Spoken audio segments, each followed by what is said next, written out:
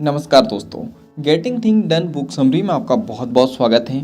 Getting thing done the art of stress free productivity David Allen द्वारा लिखी गई एक प्रभावशाली पुस्तक है। यह किताब हमें सिखाती है कि हम अपने कार्यों को कैसे व्यवस्थित करें, अपनी उत्पादकता यानी प्रोडक्टिविटी को बढ़ाएं और बिना तनाव के अपने लक्ष्य को पूरा करें। आज की व्यस्त दुनिया में हर कोई कई कामों को एक साथ संभालने की कोशिश करता है, लेकिन जब हमारे दिमाग में बहुत सारी चीज़ें एक साथ चल रही होती है तो हम तनावग्रस्त हो जाते हैं और सही से काम नहीं कर पाते हैं। डेविड एलन का GTD यानी गेटिंग थिंग डन सिस्टम हमें यह सिखाता है कि हम अपने दिमाग से बोझ हटाकर उसे व्यवस्थित तरीके से काम में कैसे लगाएं। इस किताब का मुख्य संदेश यह है कि अपने दिमाग को याद रखने के लिए इस्तेमाल ना करें, बल्कि उसे सोचने और नया बनाने के लिए इस्तेमाल करें। सही सिस्टम अपनाएं ताकि हर चीज़ समय पर और सही तरीके से हो सके। चलिए अब बात करते हैं गेटिंग थिंग डन पद्धति के 5 चरणों के बारे में। नंबर 1, जानकारी इकट्ठा करें। Capture everything. जो भी आपके दिमाग में चल रहा हो उसे बाहर निकाल दें और लिख लें। जब हम किसी चीज़ को भूलने से डरते हैं तो हमारा दिमाग व्यस्त रहता है और हम सही से काम नहीं कर पाते हैं। तो अब बात करते हैं कैसे करें इसे। किसी नोटबुक, ऐप या किसी अन्य सिस्टम में सभी विचार, कार्य, योजनाएं और जिम्मेदारी को लिख लें।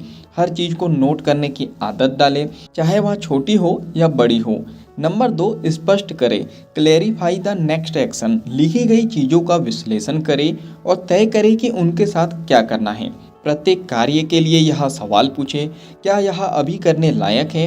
अगर हाँ तो तुरंत करें, अगर नहीं तो इसे बाद के लिए संग्रहित करें। क्या इसे डेलीगेट किया जा सकता है, यानी किसी और को दिया जा सकता है?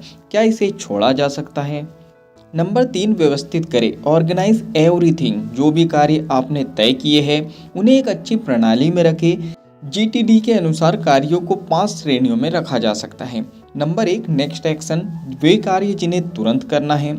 Number 2, project. बड़े कार्य जिन्हें कई चरणों में पूरा करना है। Number 3, waiting for. वे कार्य जो किसी और के जवाब या कार्यवाही पर निर्भर है। नंबर 4, समडे या मे बी। वे विचार जो भविष्य में कभी किए जा सकते हैं। Number 5, reference material. उपयोगी जानकारी जो आपको बाद में चाहिए होगी। नंबर 4, समीक्षा करें। Review regularly. हर हफ्ते अपने कार्यों की समीक्षा करें। देखें कि कौन से कार्य पूरे हो चुके हैं और कौन से अभी बाकी हैं। यह सुनिश्चित करें कि आपकी प्राथमिकता सही है और आपकी सूची अपडेट है। वीकली रिव्यू करें। अगले सप्ताह के लिए योजना बनाएं। अनावश्यक कार्यों को हटा दें और नए विचारों को जोड़ें। नंबर 5, काम करें। Engage and take action. अब जब सब कुछ व्यवस्थित हो गया है तो कार्य करना आसान हो जाता है। GTD प्रणाली में आपको हमेशा पता रहेगा कि आपको अगला कदम क्या उठाना है। जब भी आप किसी कार्य को शुरू करें तो पूरी तरह से उस पर ध्यान केंद्रित करें। चलिए अब बात करते हैं गेटिंग थिंग्स डन को अपनाने के व्यवहारिक तरीके के बारे में। नंबर 1, 2 मिनट रूल अपनाएं। अगर कोई कार्य 2 मिनट में पूरा किया जा सकता है तो उसे तुरंत करें। छोटे कार्यों को टालने से वे इकट्ठे होकर बोझ बन जाते हैं। नंबर 2, एक विश्वसनीय प्रणाली बनाएं। Build a trusted system. अपने कार्यों को व्यवस्थित रखने के लिए एक डिजिटल या पेपर आधारित सिस्टम बनाएं। उदाहरण, टू डू लिस्ट ऐप जैसे कि टूडूइस्ट, माइक्रोसॉफ्ट टू डू या नोशन जैसी ऐप का इस्तेमाल आप कर सकते हो। कागजी नोटबुक जैसे कि bullet journal. Number 3, mind like water मानसिकता अपनाएं। जब आपका दिमाग खाली और स्पष्ट होता है तब आप सबसे अच्छे निर्णय ले सकते हैं। GTD का लक्ष्य है तनाव मुक्त उत्पादकता यानी स्ट्रेस फ्री प्रोडक्टिविटी। नंबर 4, प्राथमिकताएं तय करें। Prioritise wisely.